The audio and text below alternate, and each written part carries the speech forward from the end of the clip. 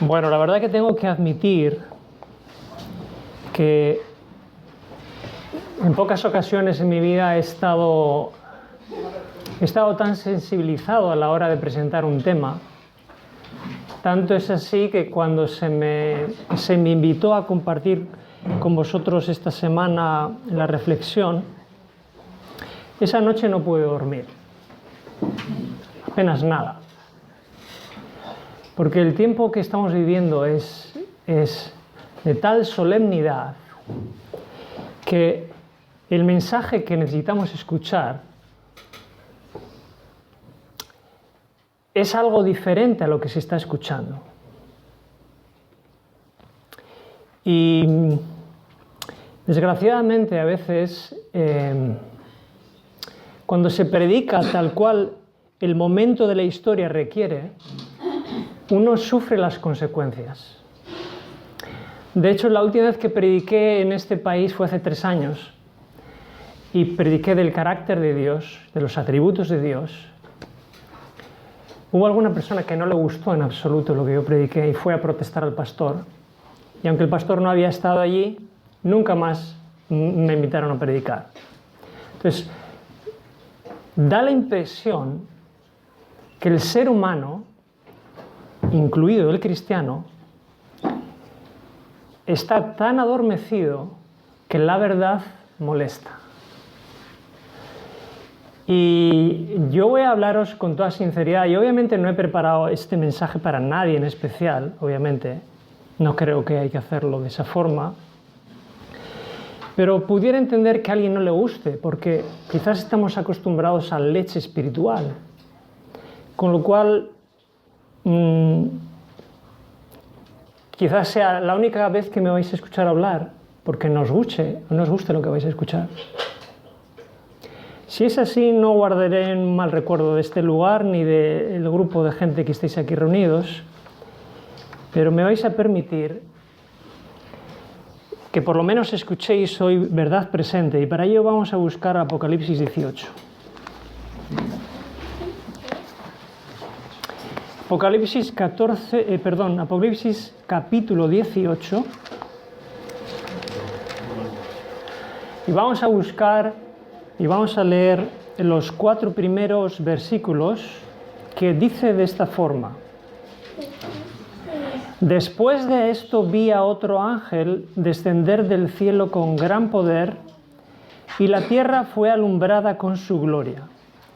Y clamó con voz potente diciendo: ha caído la gran Babilonia, y se ha hecho habitación de demonios y guarida de todo espíritu inmundo y albergue de toda ave inmunda y aborrecible.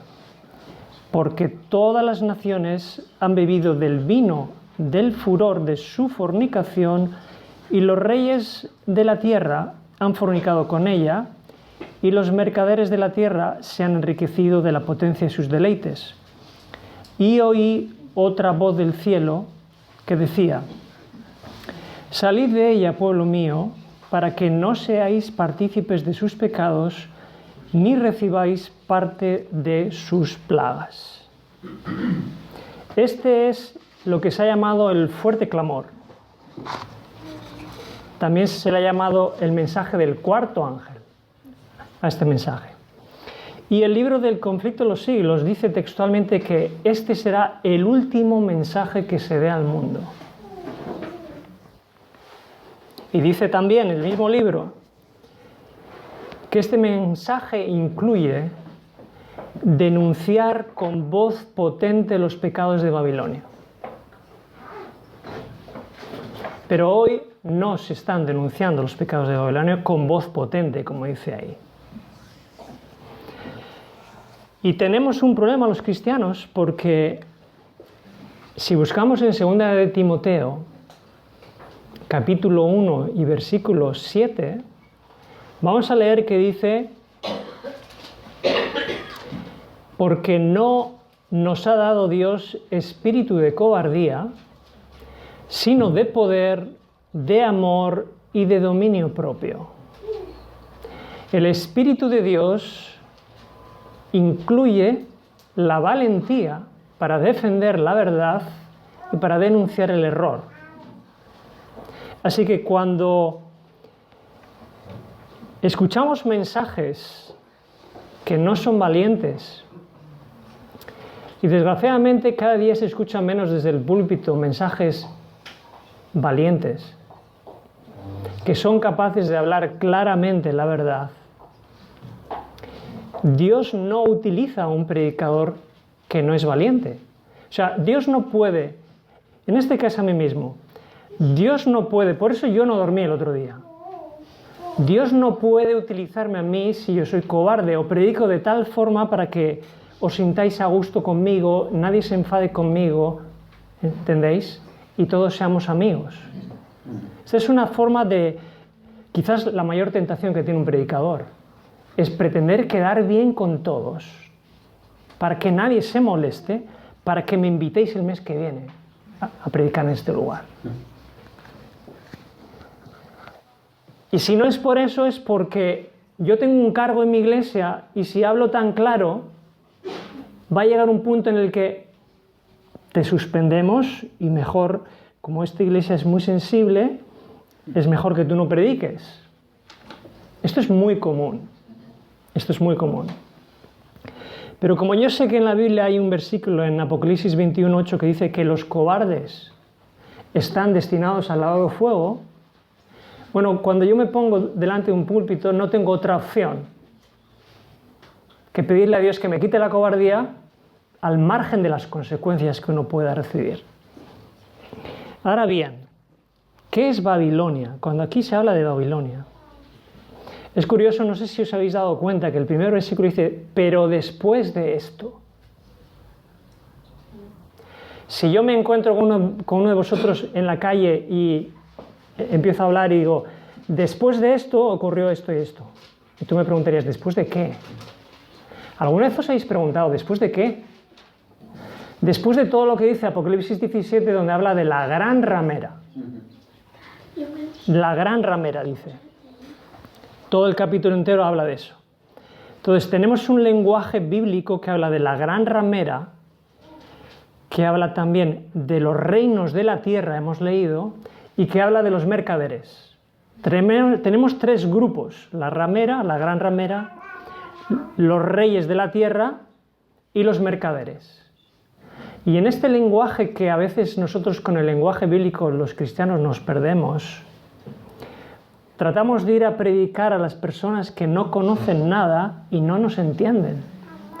Y preparando esto, yo digo, si es que está clarísimo. La gran ramera, los reyes de la tierra y los mercaderes, que hoy diríamos las grandes empresas, forman lo que hoy la gente ya en el mundo conoce como nuevo orden mundial. Esto es la Gran Babilonia. La Gran Babilonia es el nuevo orden mundial. Y muchos que están denunciando el nuevo orden mundial en el mundo, les falta el matiz espiritual de la gran ramera. El día que esas personas conozcan toda la verdad, tendrán más fervor, más poder que nosotros mismos que llevamos tiempo conociendo la verdad.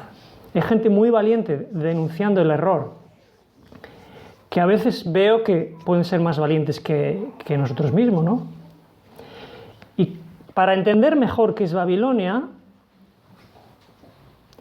creo que lo entenderemos mejor si llegamos a la conclusión que España es Babilonia. España es Babilonia. Y el principio del poder religioso con el poder político, con el poder económico, todo uno, se manifestó claramente en la Edad Media. Babilonia, este país donde nosotros estamos viviendo, es uno de los países donde mejor está representada esta triple alianza que se llama la Gran Babilonia y que el mundo está llamando el nuevo orden mundial. Y si vemos cómo era la Edad Media, vemos que mucho de la Edad Media se repite hoy en día en estos días, a pesar de lo mucho que hayamos avanzado tecnológicamente, mentalmente, intelectualmente, seguimos en la Edad Media. Y vais a ver por qué estoy diciendo esto. En la Edad Media la Iglesia y el Estado estaban unidos y hoy en este país siguen unidos. Los que no atendían a la Iglesia oficial eran tratados como herejes. Los que no atienden una iglesia hoy oficial son tratados como disidentes. La palabra del cura era considerada como si fuera la palabra de Dios, y hoy la palabra del pastor a veces se considera como si fuera la palabra de Dios, pero no es así. La Iglesia Católica estaba llena de errores y de confusión, y hay algunas iglesias que mantienen mucha confusión también. Si repasamos la historia, veremos que en la Edad Media los curas, los cardenales, los oficiales de iglesia, usaban el temor para controlar a las personas. Pero esta misma táctica medieval se usa hoy en día, cuando se infunde temor a los miembros de iglesia para que por medio del temor sean dominados. La Iglesia Católica en la Edad Media estaba obsesionada con el dinero. Y hoy hay muchas iglesias obsesionadas con el dinero. Tanto es así que cuando en este país había riqueza económica, yo escuché decir que la iglesia va bien porque había dinero. Y cuando hemos entrado en crisis económica, ahora la iglesia no va bien. O sea que la impresión es que la iglesia va bien o va mal, depende de cómo vaya la economía. Cosa que no tiene mucho sentido para mí, ¿no? La Iglesia Católica perseguía a los verdaderos cristianos, y hoy a veces podemos estar persiguiendo a verdaderos cristianos que van haciendo milagros en nombre de Jesucristo, pero como no son parte nuestra, los denunciamos, como hicieron los apóstoles también, ¿verdad? Y si alguno no aceptaba a Roma, era excomulgado. ¿Os dais cuenta de qué forma nuestra forma de pensar está un poco en sintonía con lo que era la Edad Media?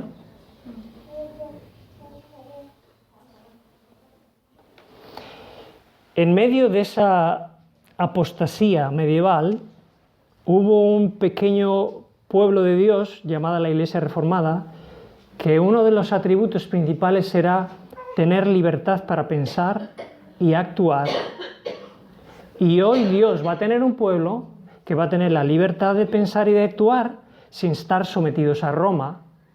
Y cuando digo Roma, no es solo Roma como Iglesia Católica, sino Roma y con todas las sucursales y con todas las agencias y con todas las iglesias que domina Roma.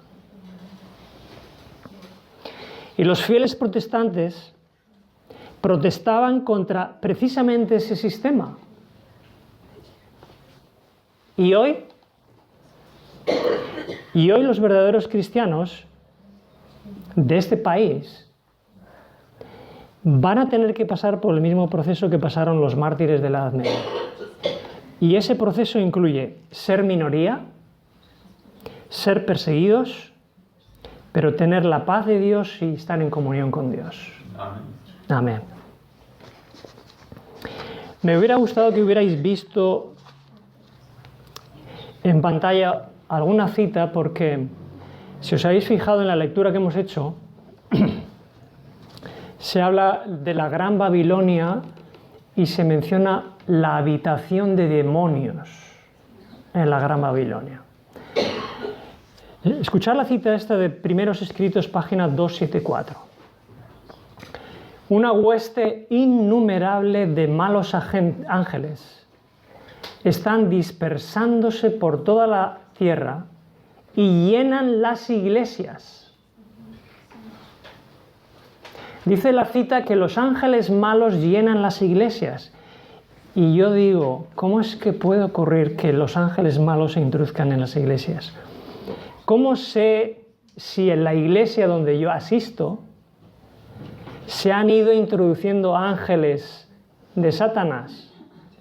Y yo voy el día que vaya a la iglesia y pienso que por ir a una iglesia yo estoy en presencia de Dios, cuando esta cita dice que hay ángeles malignos que se introducen en la iglesia. Observar bien cómo podemos detectar si a la iglesia donde yo voy hay ángeles malignos. Dice así la cita de Testimonios para los Ministros, página 265. No debemos introducir el mundo en la iglesia, ni casarlo con ella, estableciendo así un vínculo de unidad. De esa manera, la iglesia ciertamente se corromperá, llegará a ser, como se declara en el Apocalipsis, albergue de toda ave inmunda y aborrecible. Así que, si en una iglesia se rebaja tanto la norma que se permite la entrada de todo tipo de costumbres o prácticas mundanas, esta cita está diciendo que junto con las costumbres mundanas estamos permitiendo la entrada de ángeles malignos en esa iglesia. Y a veces, desgraciadamente, pensamos que cuanto más rebajamos la norma de una iglesia, más fácil va a ser que la gente pueda aceptarnos, pero lo que no entendemos es que en la medida que bajamos la norma, son los espíritus de Satanás los que están entrando en la iglesia. No es algo que yo estoy diciendo, es algo que está ahí expresado. Por eso, ir a la iglesia no es una garantía si yo no voy a una iglesia donde está el Espíritu de Dios. Y hay muchos cristianos en esta España en la que vivimos que me dicen, no, es que yo voy a la iglesia cada semana. Y la pregunta que habría que hacer es, ¿a qué iglesia vas tú? Porque si la iglesia a la que tú vas está llena de lo que vemos en el mundo, mejor no ir a esa iglesia y buscar otra iglesia, donde tengamos la seguridad de que es el Espíritu Santo el que está allí y no otra cosa. Y hay una segunda forma de introducir agentes del mal en una iglesia que a veces pasa desapercibido.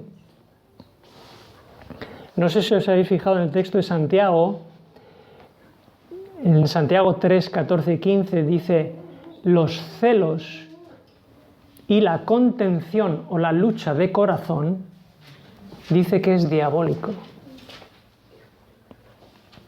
Con lo cual, os voy a hablar más claro. Imaginamos que en este grupo de aquí no introducís absolutamente ninguna práctica, ninguna fiesta, nada que en el mundo podamos ver como pagano o no cristiano. Pero en este grupo de personas que os reunís aquí, empieza a haber celos, envidias, contención de espíritu. Estáis en la misma situación que si hubierais introducido el mundo en esta iglesia. Porque dice Santiago que es diabólico. Porque a cada uno de sus pecados está vinculado a un espíritu de Satanás. Con lo cual, esa es otra forma de introducir al enemigo en nuestro medio. Ahora bien, os voy a confesar que mientras estaba preparando esto, surgió una pregunta que yo mismo me hice. Y yo os voy a hacer a vosotros, pero no os la voy a hacer, ni me ha surgido pensando en vosotros, sino en mí. Cuando yo estaba preparando esta reflexión, en un momento dado, la pregunta que yo me hice fue, ¿soy yo Babilonia? Porque la palabra Babilonia significa confusión. Y la pregunta que yo me he estado haciendo estos días, ¿soy yo confusión, Babilonia? ¿Cómo puedo saber si yo soy Babilonia? Si yo genero confusión, si yo digo que soy cristiano, pero realmente no estoy manifestando plenamente que soy cristiano. ¿Cuál es para mí, para mi gusto, el texto de la Biblia que nos coloca frente a Dios en el espejo para saber si yo realmente soy lo que debo ser? Esta mañana lo habéis mencionado y es un examen que cada uno tiene que hacerse. Si alguno no tiene el Espíritu de Cristo, no es de Él. Eso es lo que dice la palabra de Dios. Yo puedo creer todas las doctrinas correctas. Yo puedo ser muy misionero. Yo puedo leer la Biblia 3 horas cada día y orar 4 horas al día. Pero si no tengo el Espíritu de Cristo, no soy de Él.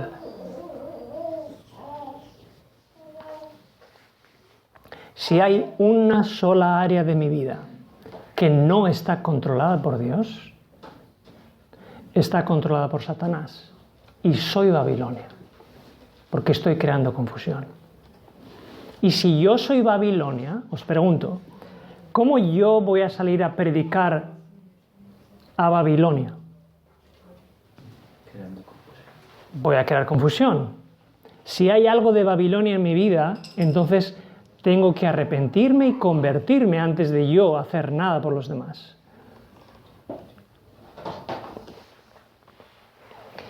¿Qué es lo que creo yo que debiera ser una iglesia? ¿O cuáles son los criterios que debiera seguir una iglesia? Para que sea realmente un lugar donde se represente el carácter de Dios.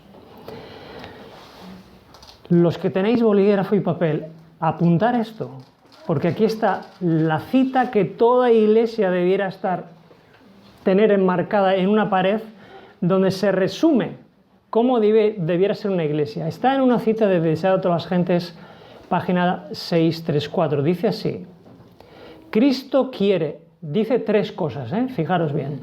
Cristo quiere que en su iglesia, en la tierra, aquí en Valencia, estén representados, número 1, el orden celestial. Número 2, el plan de gobierno celestial. Y número 3, la armonía divina del cielo. Cualquier iglesia que pusiera en práctica esto, la iglesia sería transformada por completo. Dice orden celestial, plan de gobierno celestial, armonía divina del cielo. Ahí está todo. Este debiera ser el objetivo de toda iglesia. Y os cuento una experiencia, un lugar que yo conocí, un hogar en Cuba, es muy común, hogares que se transforman en iglesias, porque no hay posibilidades, no hay recursos y no hay iglesias tantas como quisieran. Y allí hay algo muy común que es hogar-iglesia. Un hogar de un hermano que el sábado se transforma por completo y se convierte en una iglesia. Y yo tuve la gran suerte de años atrás estar en un hogar-iglesia en Cuba. Y yo vi en primera persona y estuve viviendo un lugar con la armonía celestial, con el orden celestial y con el plan de gobierno celestial. Nunca en mi vida he visto tanta armonía y paz como en aquel lugar, que no era una iglesia como nosotros entendemos que o tenemos aquí costumbre de visitar, era una casa de unos hermanos. Por cierto, para nosotros que tenemos una mentalidad medieval, donde solo en el edificio de la Iglesia Católica parecía que se manifestaba a Dios y en ningún otro lugar, algún día hablaremos que en la palabra de Dios, en el Nuevo Testamento, hay 7 iglesias hogares, que para Dios eran iglesias, aunque para nuestra mentalidad católica no lo sean. ¿Me entendéis lo que estoy diciendo? Siguiendo el principio que acabamos de hablar, orden celestial, plan gobierno celestial y armonía. Aquí van 10 consejos que yo os voy a proponer para esta iglesia que se ha formado aquí, que creo que irían bien para cualquier iglesia, pero pienso, si una iglesia tuviera que funcionar bien, yo creo que tendría que tener estos 10 criterios. Número 1, Jesús es el pastor. Jesús es el pastor.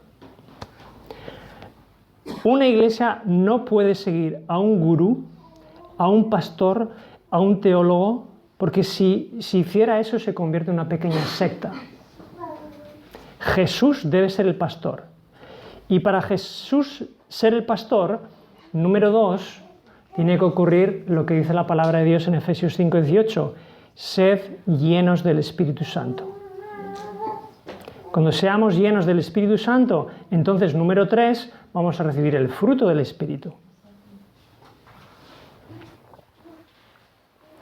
Cuando recibamos el fruto del Espíritu y recibamos el amor de Dios,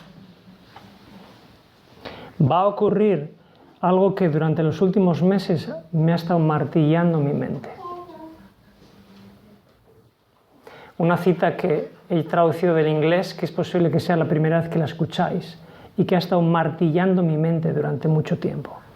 Escuchar bien lo que dice la cita. Dios considera más la cantidad de amor con la que trabajamos que la cantidad de lo que hacemos. Dicho de otra forma, lo importante no es la cantidad de las cosas que hacemos, sino la cantidad de amor que ponemos en hacerlas. ¿Veis la diferencia? Porque imaginaros que nosotros o vosotros sois una iglesia muy misionera y queréis hacer actividades y conferencias y lo otro y de más allá y más.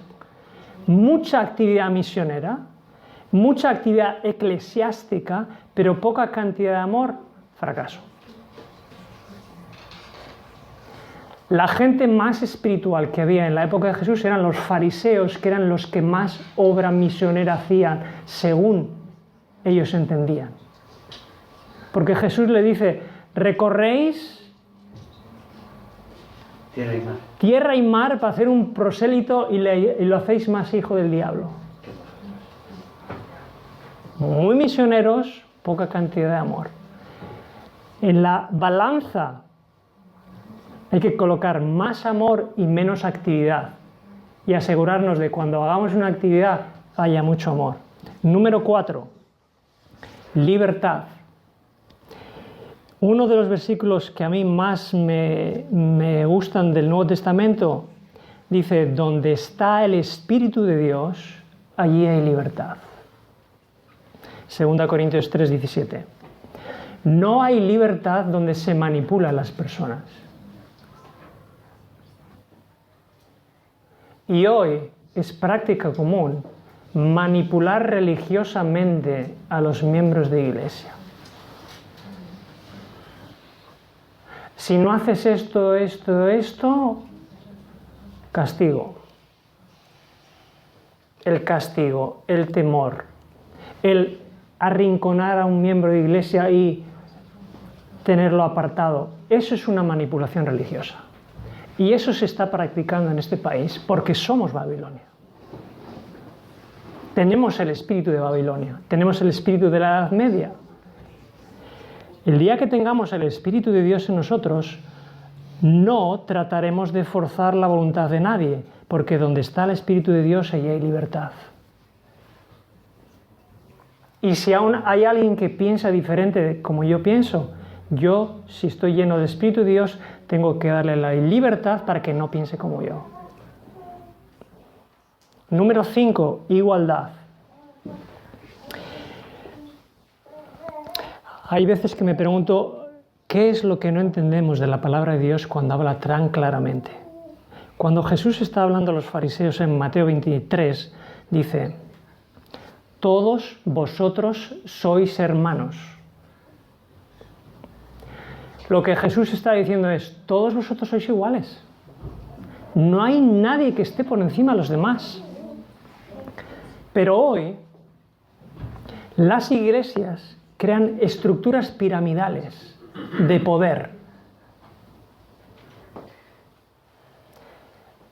La voz de un miembro no es exactamente la misma que la voz de un anciano. Estamos haciendo acepción de personas que dice la Biblia que es pecado. Cuando tratamos a una persona por encima de otra persona, cuando todas tienen que tener el mismo trato. Por eso Jesús dijo, todos vosotros sois hermanos. Pero esto no se practica. Tenemos la estructura medieval piramidal. Este está por encima, este está con este cargo, este el pastor y este el presidente.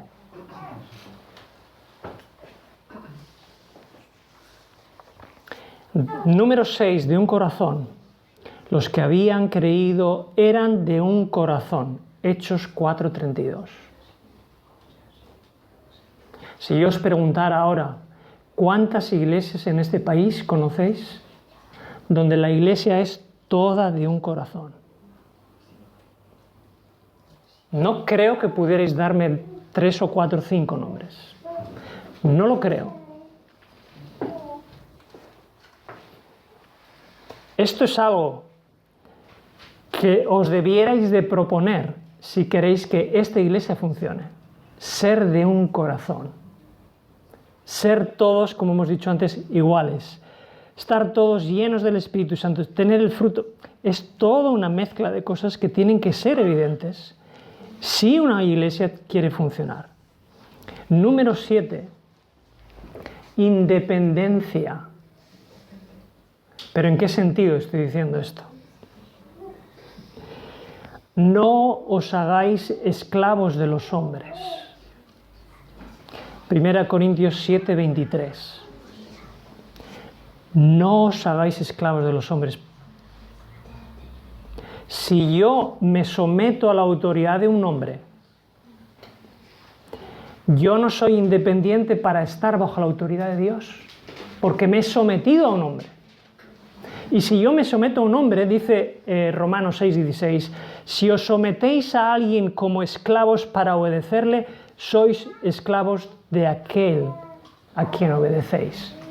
Y hoy, en las iglesias cristianas, hay esclavitud. Porque la inmensa mayoría de los miembros de iglesias se someten a. Si el que tiene la autoridad dice, no, allí a aquel lugar no vayas, y la gente no va. No, ese libro no lo leas.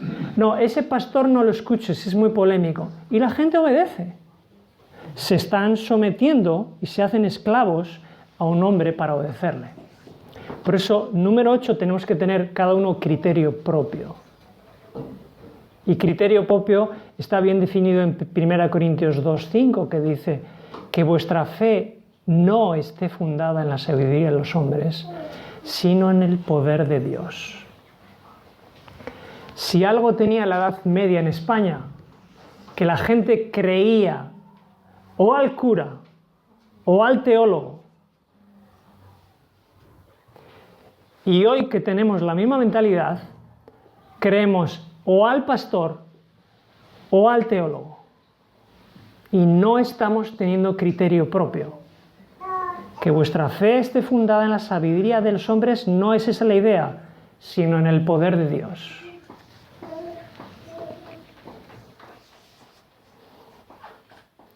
Conocemos bien el texto que dice, maldito el hombre que confía en el hombre, pero hay otra parte que dice, bendito el varón que confía en Jehová.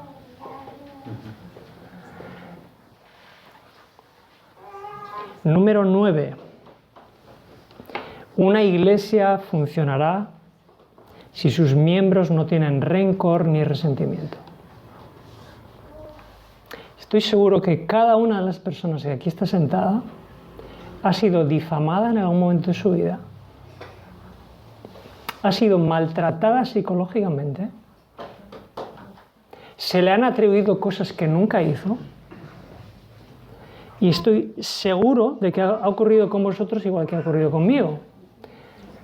Pedirle a Dios nunca tener rencor, ni resentimiento por nadie que os haya hecho algo malo. Porque ese espíritu es como un virus que se transmite en los demás miembros de la iglesia. Y no solo os estoy hablando de lo que ha ocurrido en el pasado, prepararos. Porque lo que ha ocurrido en el pasado se va a multiplicar. Y va a haber gente que por simplemente tener la libertad de reunirse o tener la libertad de expresar ideas que a veces no se expresan popularmente, van a sentir animadversión, odio, lo que sea contra vosotros y contra mí en este caso que yo estoy hablando. Tenemos que estar preparados para que cuando nos maldigan, nosotros bendecir. Hay 4 cosas que hay que hacer con los enemigos. 4. Amar, bendecir, hacer bien y orar. Ese es el resumen de Mateo 5:44. Y por último, número 10. Cuando vosotros queráis compartir las buenas noticias, hacerlo de tal forma que llevéis a las personas a Cristo. No pretendéis predicar para llevarlo a una denominación, porque eso es proselitismo, eso no es evangelismo. Nuestra misión es llevar a las personas a Cristo. El texto que hemos leído habla de la tierra que fue alumbrada con su gloria. Y no sé si lo sabíais, pero la gloria de Dios es el carácter de Dios. Y ese texto, esa expresión, la gloria de Dios, yo he descubierto, y hay varias citas que lo sostienen, que la gloria de Dios viene derramada por medio del Espíritu Santo a través de la lluvia tardía.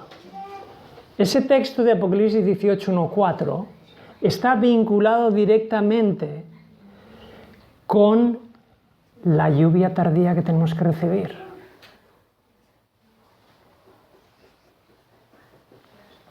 Hay una cita muy interesante, que la tengo aquí en la computadora, que dice que en el tiempo del fin, esta gloria de Dios que se manifiesta a través de un ángel que también nosotros estamos representando, viene acompañada por la presencia de los ángeles del cielo, y esos ángeles del cielo vienen comandados por el Espíritu Santo.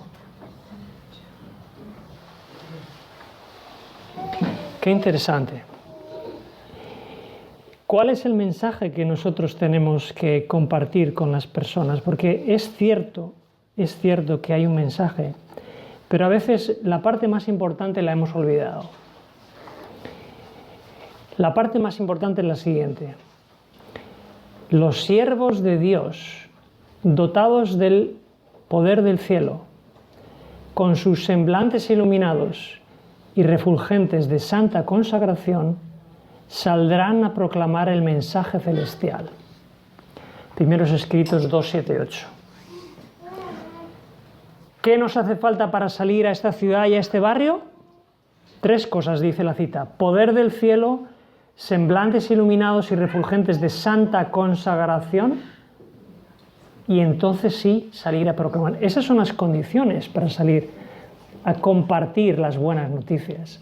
Pregunta es, este grupo, vosotros que estáis aquí, con muchas ganas de hacer obra misionera y de hacer una labor en este barrio, ¿tenéis poder de Dios del cielo?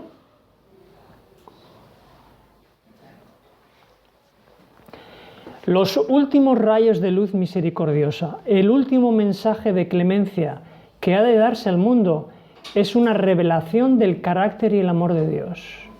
Palabras de vida del Gran Maestro 3:4-2. O sea, el mensaje no es tanto una doctrina, sino el carácter de Cristo manifestado en nosotros. La gente se convencerá más de quiénes somos nosotros que de lo que nosotros digamos. Esa es la idea. Ese es el último mensaje que hay que compartir. La gente sincera serán las que serán atraídos por la gloria de Dios y se unirán al remanente antes de que termine la historia de este mundo. Y la pregunta que tenemos que hacernos hoy, ¿qué carácter tengo yo? ¿Tengo el carácter de Cristo para poder salir a predicar, o tengo el carácter de Babilonia de confusión?